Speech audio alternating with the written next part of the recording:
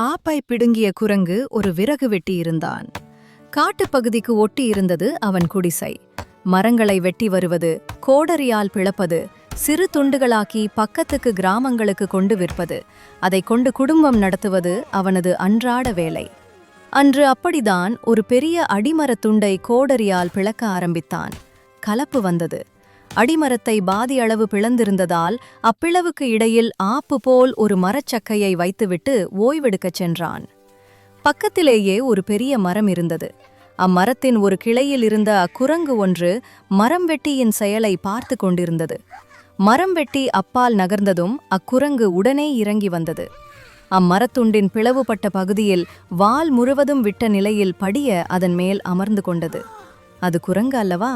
அதற்கே உரிய குரங்கு வேலையை செய்ய ஆரம்பித்தது. ஆப்பாக சொருகியிருந்த மரத்துண்டை ஆட்டி ஆட்டி எடுக்க ஆரம்பித்தது. ஒரு ஆட்டு, 2 ஆட்டு, 3 ஆட்டு, சில ஆட்டுகள். படுக்கென்று அந்த ஆப்பு துண்டு வந்துவிட்டது. சடக்கென்று பிளவுபட்ட பகுதியின் இடைவெளி குறைந்துவிட்டது. அத்துடனா பிளவுக்குள் தொங்கியிருந்த வால் நசுங்க குறைந்து குரங்கு வீல் வீல் என்று அலறியது ஓய்வாக. உள்ளே இருந்த மரம் வெட்டி அலறல் கேட்டு அலறி அடித்துக்கொண்டு ஓடி வந்தான். பார்த்தால் குரங்கு பாவம் செத்துவிட்டது.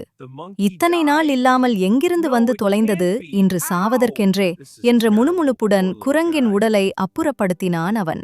குரங்கின் அசட்டுச் செயல் அதற்கே அழிவை தந்துவிட்டது.